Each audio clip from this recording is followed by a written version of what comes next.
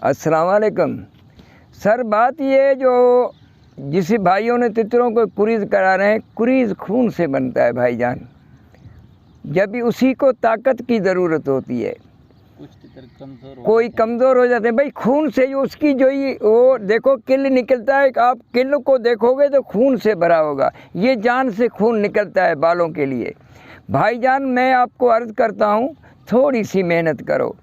4 घंटे बादाम 2 दाने भिगो, उसका छिलका उतारो, उसी को पीसो और 1 चमचा या आधा चमचा आटे का उठाकर उसी के साथ उसको थोड़ा मलाई डालोगे भी परवाह नहीं है, मलाई डालो, मलाई के साथ उसको, नहीं तो डेली नहीं बनेगी। मलाई नहीं डालोगे तो बादाम से डेली नहीं बनेगी।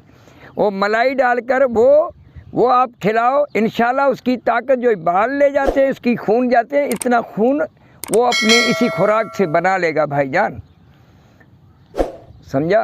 अस्सलाम वालेकुम। सर और कोई होए तो आप टेलीफोन पे भी पूछा कर सकते हो, लेकिन बात ये बेटा आप लाइक भी कर सकते हो। थोड़ा सा टन टन की आवाज़ आएगी, इसी फ़कीर का भी गुजारा होगा और हम आइंदा के लिए आपके लिए हाज़िर हो जाएंगे भाईजान। अस्सलाम वालेकुम, या अली मदद।